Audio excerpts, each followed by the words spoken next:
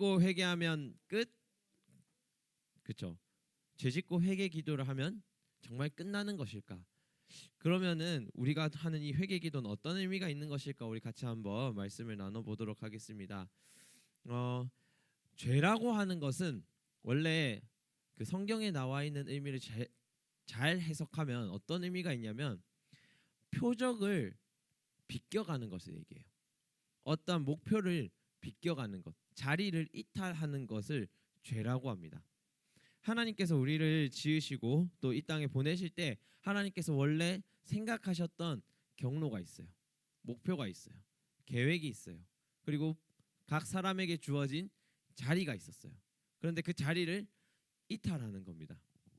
우리 잘 알고 있는 죄의 대표적인 예시로 항상 등장하는 선악과 사건을 보면 하나님께서 지정하신 아담과 하와의 자리가 있었어요. 그 땅을 잘 다스리고 하나님과 사람의 선을 넘지 않는 것, 그것을 하나님께서 우리에게 주어 주셨는데 아담과 하와가 선악과를 따먹으면서 선악을 알게 하는 그 나무를 탐내기 시작하면서 자기의 자리를, 자기의 본분을, 자기의 목표를 상실하고 경로를 이탈하게 됩니다. 그것이 최초의 죄가 되었죠. 우리에게도 마찬가지입니다. 하나님께서 허락하신 어떠한 자리가 있어요. 그 자리들, 믿음의 자리들, 그리스도인의 본분으로서의 자리들, 그 자리들을 이탈하게 되면 우리는 죄를 지었다, 하나님 앞에 죄를 지었다라고 이야기하게 됩니다. 그리고 그 죄의 삭은 하나님께서 사망이다라고 이야기를 하십니다. 우리가 죽을 위기에 처해 있으니 하나님께서 한 가지 대안을 마련하셨는데 그게 바로 우리가 잘 알고 있는 예수 그리스도시죠. 그러다 보니까 하나님께서 우리에게 주님을 믿는 것, 그리스도를 믿는 것으로 기도하고 회개할 때 너희가 구원을 받을 수 있다라고 이야기를 하셨어요. 자, 그런데 우리의 마음이 악하죠. 우리가 이 회개라고 하는 것을 이용하기 시작합니다. 뭐냐면 하나님께서는 내가 아무리 잘못해도 회개하면 용서해 주시니까 우리 친구들한테 가서 그러면 내가 평생 잘못하고 살지만 맨 마지막에 가서 회개하면 되는 거 아니냐, 회개하면 다 용서해 주시니까, 내가 살인을 저지르고 회개하면 하나님께서 용서해 주시니까 그러면 끝이 아니냐, 이렇게 얘기하는 친구들도 더러 있었습니다. 그런데 과연 우리가 생각하는 그 회개가 이 회개가 맞을까요? 죄를 지어도 하나님께서 다 용서해 주시니까 라고 하는 그 회개의 기도가 정말 의미가 있는 걸까요? 우리 요한일서 8장 1장 8절에서 9절까지 말씀 같이 봤는데 오늘 이렇게 이야기하고 있습니다. 만일 우리가 죄가 없다고 말하면 스스로 속이고 또 진리가 우리 속에 있지 아니할 것이요. 죄는 내가 용서받았다, 내가 죄가 없다라고 고백하는 것이 아닙니다. 하나님께서 우리에게 이젠 네 죄가 사해졌다라고 말씀하셔야 죄가 없는 것입니다. 우리의 회개가 진실되지 않으면 하나님께서 우리를 용서했다 말하지 않으시는 겁니다. 그럼에도 불구하고 우리가 내가 회개했으니까 용서받은 거지 뭐라고 얘기를 한다면 스스로 속이는 겁니다. 스스로 자신의 양심을 속이는 겁니다. 자신 안에 회개가 있다라고 속이는 겁니다. 그래서 하나님께서 9절 말씀에 만일 우리 죄를 자백하면 그는 미쁘시고 의로우사 우리 죄를 사하신다라고 얘기를 하신 겁니다. 우리의 회개 안에는 우리 양심의 고백이 있어야 돼요. 우리 영혼의 고백이 있어야 돼요. 진실한 마음으로 들어가는 우리의 기도의 고백이 있어야 합니다. 우리가 주님께서 이 회개를 이루고 있다, 듣고 있다라고 하는 증거를 어떻게 알 수 있느냐면 이 회개가 정말 우리 안에서 하나님께서 역사하셔서 일어나는 회개다 하는 것을 어떻게 알 수 있느냐면 우리가 최초에 죄인이라는 것을 깨닫게 된다는 겁니다. 우리 스스로 우리의 잘못된 것들을 깨닫게 된다는 겁니다. 예수님께서 정말 우리 안에 일하고 계시고 그 일하심을 통한 회개가 일어난다면 우리가 죄인이라는 반성이 먼저 선제된다는 겁니다. 먼저 우리 안에 존재한다는 겁니다. 회개를 네 단계로 나눈다고 하네요. 회개를 네 단계로 나눈다고 하는데 먼저 죄를 인식하는 겁니다. 우리가 무엇을 잘못했지? 우리가 어떤 것을 잘못했지? 이 죄를 인식한다는 거예요. 우리가 하나님 앞에서 우리의 자리를 못 지킨 게 뭐가 있을까? 그것을 알게 된다는 거예요. 그리고 감정의 영역, 우리의 양심이 찔림을 얻는다는 거예요. 우리의 마음이 하나님 앞에서 불안하고 늘 하나님 앞에서 두려움을 얻는다는 거예요. 그리고 그 두려움을 벗어나고자 하는 행동이 뒤따릅니다. 우리가 잘못된 것들로부터 탈출하려고 하는 그런 행동이 뒷받침된다는 겁니다. 그리고 가치관이 바뀐다는 거예요. 내 삶의 방향이 내가 원하던 인간적인 삶이 아니라 하나님의 삶으로 바뀌어간다는 거예요. 이런 회개의 경험을 전도사님도 해본 적이 있습니다. 이게 내가 내 욕먹이는 썰을 푸는 것 같아가지고 별로 좋진 않지만, 회개라고 하는 것을 전도사님 처음 경험한 것은 예전에 이제 전도사님 아주 어릴 때니까 이해해 주세요. 아주 어릴 때 그 보람 사모님이 그 저금통을 고이고이 이제 모으던 게 있었어요. 이제 설날 용돈 조금씩 모으고 일주일에 한 몇 푼씩 받는 그 용돈 조금씩 모으고 이런 게 있었단 말이죠. 근데 전도사님이 그때 아주 갖고 싶어 하던 어떤 장난감 하나가 있었어요. 그게 그 어린 나이에 사기에는 굉장히 이제 돈이 비쌌던 거죠. 전도사님이 이렇게 쓱 보다가 이제 보람 사모님이 며칠 장기간 집을 비우는 날이 생겼어요. 학교 수련회를 통하여 장기간 이 집을 비우는 날이 생겼는데, 주인이 없는 그 돈괴가 굉장히 탐나더란 말이죠. 그래서 어떻게 할까 하다가 티 안 나게 원래 이 더 나쁜 놈은 티가 안 나게 하는 겁니다. 이 저금통을 그 젓가락인가 하여튼 그 얇은 걸로 이렇게 살살 긁어서 지폐만 쏙쏙 빼서 지폐만 쏙쏙 빼서 가지고 가서 썼던 기억이 있어요. 근데 이제 도둑질도 계속되면 이제 걸리는 법이에요. 도둑질도 계속되면 걸리는 법이에요. 이제 보람 사모님이 3일의 어떤 그 여정을 끝내고 돌아와서 보니까 뭔가 저금통이 가벼운 느낌이 드는 거예요. 근데 처음에는 내가 뭐 착각했나 하고 조금씩 넘어갔는데, 이제 그게 이제 좀 투명한 저금통이었거든요. 줄어드는 게 이제 눈에 보이는 거죠. 넣는 것보다 빼는 게 더 많아지니까 줄어드는 게 눈에 보이는 거예요. 그래서 누나가 그것을 보고 굉장히 슬퍼했던 이제 기억이 있습니다. 그래서 엄청 혼났는데, 그 혼나는 와중에 이제 매 맞아서 아픈 것보다 이제 그렇게까지 슬퍼할 줄은 몰랐어요. 그걸 뺄 때 그렇게까지 슬퍼할 줄 몰랐어요. 그때 이제 하나님께서 우리에게 주신 양심이 있는 거예요.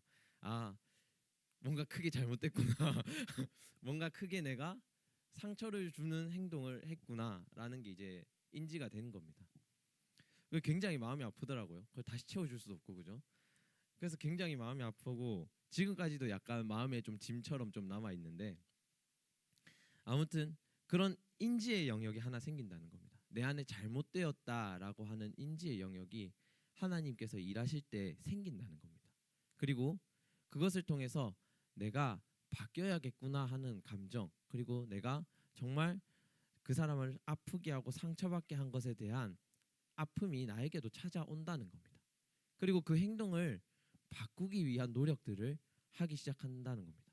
전도사님도 그 이후에 참 되게 잘못했구나라고 생각을 하면서, 사실 지금까지도 약간 보람 사모님이 뭐라 하면은 꼼짝도 못하는 상황이 되어버렸는데 아무튼 그런 행동을 바꾸고 그 사람의 상처를 다시 메워주고 회복시키기 위한 어떤 행동들을 우리가 하게 된다는 겁니다. 그런 움직임들을 하나님께서 도와주신다는 겁니다. 운동력을 우리에게 주신다는 겁니다.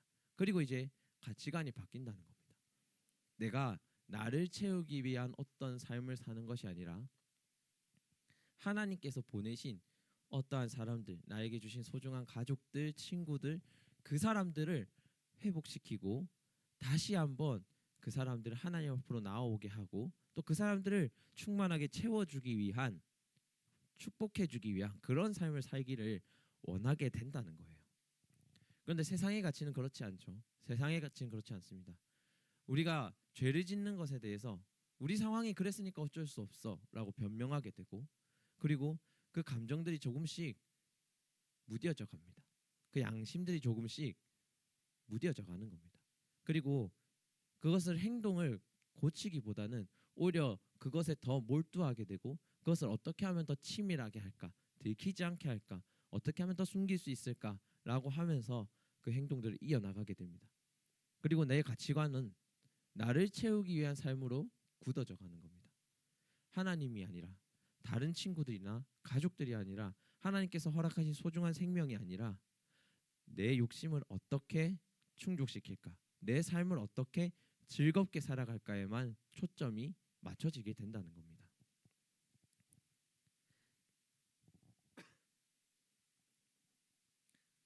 자, 우리에게 하나님께서 예수님께서 찾아오셔서 죄를 회개했다라고 하면 너희를 용서해 주겠다라고 말씀하십니다. 그리고 그 용서를 통해서 우리가 죄의 삭은 사망이라고 했는데 생명 가운데로 다시 옮겨져 갔다고 얘기를 합니다.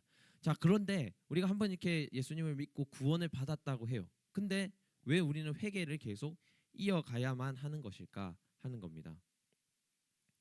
왜 회개를 이어가야만 할까요? 자, 마가복음 1장 15절의 말씀 같이 한번 보겠습니다. 같이 읽겠습니다. 시작. 이르시되 때가 찼고 하나님의 나라가 가까이 왔으니 회개하고 복음을 믿으라 하시더라. 예수님께서 제자들과 따르던 무리들에게 하신 말씀입니다.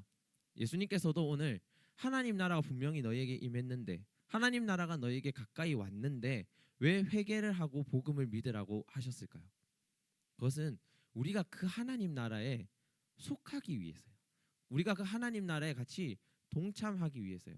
하나님 나라는 거룩한 나라입니다. 우리와 구분된 거룩한 나라입니다.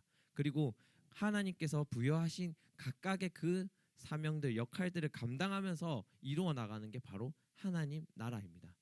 그런데 우리 안에 죄가 있으면 아까 우리의 가치관이 어떻게 된다고 했죠? 나를 채우는 것, 나만 바라보는 것, 내 쾌락을 즐기는 것에 맞춰져 있습니다. 하나님 나라는 그런 나라가 아닙니다. 나를 통하여 다른 영혼들을 채워나가고, 나를 통하여 하나님이 영광 받으시길 바라며 나아가는 나라가 하나님 나라입니다. 우리의 가치관이 다시 하나님께로 돌아가기 위해서는 우리에게 회개하는 마음이 필요합니다. 그 진정한 회개는 우리의 죄를 그냥 고백하고 하나님 잘못했어요 하는 게 아니라, 그 우리의 죄를 느끼고 하나님, 우리가 하나님의 가치관으로 다시 돌아가겠습니다 라고 하는 것입니다.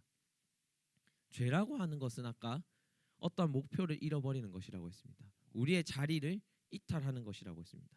회개는 다시 한번 우리의 잃어버렸던 그 비전과 목표를 다시 회복하는 것, 그리고 우리에게 어그러졌던 하나님과의 관계를 다시 회복하는 것, 우리에게 하나님께서 주셨던 그 자리를 다시 돌아가 보는 것, 그것이 바로 회개라는 것입니다. 우리의 삶의 자리에서 우리가 한번 잃어버렸던 그것들, 하나님께서 품게 하셨던 잃어버린 소망들을 다시 찾아가는 삶이 바로 회개라는 것입니다. 그렇다면 우리가 모르고 지나친 죄들이 있다면 어떻게 해야 할까요? 모르고 지나친 죄들이 있다고 하면 우리가 어떻게 해야 할까 하는 것입니다. 그것은 주님께서 우리에게 주시는 빛 가운데로 나아가는 것입니다. 하나님께서 우리에게 아까 회개 4단계에서 봤을 때 인지하게 하신다 하셨어요. 우리에게 어떠한 죄가 있는지, 우리가 그 죄를 통하여서 어떠한 결과물을 얻었는지 알게 한다 하셨어요. 전도사님이 아까 그 저금통에서 돈을 빼었을 때까지는 아무런 죄책감이 들지 않았어요. 그러나 슬퍼하는 것을 보게 하셨어요. 아파하는 것을 알게 하셨어요. 그러고 나면 내 마음 가운데도 하나님께서 그 아픔을 알게 하시는 거예요. 잘못되었음을 알게 하시는 거예요. 그리고 그것을 기도하는 가운데 회개하게 하시는 거예요. 그리고 조금 지나서 당사자에게 미안하다 하였을 때 그 관계를 회복하시는 거예요. 우리가 모르는 죄가 있으면 어떻게 하지라고 하는 근심을 우리가 가집니다. 그러면 그 모르는 죄를 통하여 하나님, 우리가 알게 하여 주시옵소서. 우리가 그 모르는 죄를 깨닫게 하여 주시옵소서. 기도할 수 있어야 됩니다. 그럼 주님께서 주시는 그 빛이 우리 죄를 비추게 된다는 겁니다. 빛이 어둠에 비칠 때 가려졌던 것들이 드러나게 돼 있어요. 하나님께서 우리에게 오셨을 때에 우리에게 가려졌던 그것들을 알게 하시는 겁니다. 우리가 말씀 한 구절 같이 읽을 겁니다. 말씀 한 구절 같이 읽을 텐데 같이 한번 읽어보겠습니다. 시작. 베드로가 이르되 너희가 회개하여 각각 예수 그리스도의 이름으로 세례를 받고 죄 사함을 받으라. 그리하면 성령의 선물을 받으리니. 이 성령의 선물, 성령의 선물이라고 하는 것이 우리의 죄를 깨닫게 하시는 겁니다. 우리가 알지 못하는 것들을 하나님과 우리 사이에서 중보하시면서 우리에게 성령의 선물로 우리의 죄를 깨닫게 하시고 우리와 하나님 사이에서 중보하시면서 우리의 용서를 하나님께 같이 구해 주시는 겁니다. 그리고 그런 성령의 선물을 우리가 받았을 때 우리가 회개했다, 우리가 용서받았다라고 얘기하는 겁니다. 하나님께서는 우리의 죄를 용서하시는 분입니다. 우리가 회개할 때에 어떠한 죄도 용서하시는 분입니다. 그러나 그 용서를 받기 위해서, 그 회개를 온전히 하기 위해서는 우리의 마음을 하나님께 드릴 필요가 있는 거예요. 하나님 앞에 우리가 정직하게 설 필요가 있는 거예요. 우리가 그 죄를 핑계대는 것이 아니라, 그리고 우리가 그 죄에 대해서 변명하는 것이 아니라, 하나님, 우리가 분명히 잘못한 무엇인가가 있습니다. 그것을 용서하여 주시옵소서. 그리고 그것들을 통하여서 상처받은 그 사람들과의 관계를 회복시켜 주시옵소서. 그리고 이제 더 나아가서 우리의 삶이 다시 한번 하나님께로 돌아가게 하여 주옵소서. 그렇게 기도해야 한다는 겁니다. 한 부족이 있었대요. 어떤 선교사님이 한 부족을 선교하러 들어갔다고 합니다. 그 부족에는 정말 안 좋은 풍습들이 많이 있었었는데 그것들 선교사님들이 고치기 위해서 많이 노력을 했다고 해요. 그런데 이 부족들이 회개할 때마다 다시 그 다음날 똑같은 풍습으로 돌아간다는 겁니다. 다시 돌아가고 다시 돌아가고 다시 돌아가고 하면서도 회개할 때는 용서해달라. 그리고 본인들이 그 예배가 끝났을 때는 용서받았다, 회개했다, 그렇게 얘기했다고 합니다. 자신들은 구원받았다. 그러나 이 삶의 변화가 전혀 없는 거죠. 삶의 반성이 전혀 없는 거죠. 다시 돌아오는 겁니다. 우리는 그것을 보고 회개했다고 하지 않습니다. 이 선교사님도 이제 그게 몇 년씩 지속되다 보니까 하루는 그렇게 얘기했대요. 하나님은 당신들을 용서하지 않으셨습니다. 여러분들이 지금 흘린 눈물은 회개가 아닙니다 라고 말입니다. 악어의 눈물이라는 그 말이 있어요. 속담 같은 건데, 격언 같은 건데, 어떤 악어가 이제 악어 입에 들어온 어떤 생물을 먹이를 먹을 때 눈물을 흘린다고 합니다. 그런데 그 눈물을 흘리는 이유는 불쌍해서가 아니죠. 불쌍해서가 아니라 악어가 입을 벌릴 때에 눈물샘이 자극된대요. 그래서 눈물을 흘리는 거랍니다. 사람들은 처음에 그것을 보고 악어가 마음이 있다고 생각했어요. 눈물을 흘리고 회개하고. 그런데 오늘 우리의 회개가 그런 걸 수 있다는 겁니다. 우리의 감정이 자극받아서 하는 그런 회개가 아니라 우리가 정말 무엇을 잘못하였는지, 누구를 상처 입혔는지, 왜 그렇게 하면 안 되는지 고민하고 깨닫고 하나님께 그 깨달음을 구하시고 지혜를 구하시길 바랍니다. 그 가운데 이루어진 회개를 통하여서 우리의 삶이 조금씩 하나님께로 다시 회복되기를 간절히 소망합니다. 하나님께서는 죄를 통하여서 우리와 관계가 허물어졌다고 생각하고 계세요. 죄를 통하여 우리의 관계가 망쳐졌다고 생각을 하고 계세요. 죄를 통하여 여러분들이 하나님을 떠났다고 생각을 하고 계십니다. 그런데 그 하나님께서 예수님 우리에게 보내신 것은 다시 한번 평생 우리가 함께 가자, 앞으로 사랑하며 살자 하고 함께 손을 내미신 겁니다.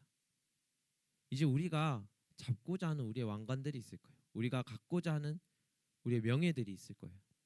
우리가 이 인생에서 중요하게 생각하는 어떤 가치가 있을 거예요.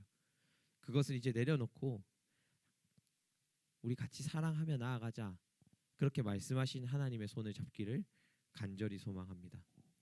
이 시간 우리 기도 결단 찬양할 겁니다. 결단 찬양할 때에 하나님, 우리가 너무 갖고 싶은 것이 있어서, 하나님, 우리가 너무 탐나는 것이 있어서 잠시 하나님 앞을 떠났습니다. 우리가 하나님께서 부여하신 그 삶을 떠났습니다. 그러나 이제 다시 한번 우리의 인생을 하나님 앞에 내어놓고자 합니다. 다시 하나님 앞에 돌아가서 사랑하고자 합니다. 하나님께서 주신 그 은혜들을 같이 나누고자 합니다. 그런 마음 담아서 우리 이 시간 찬양하도록 하겠습니다. 삶의 작은 일에도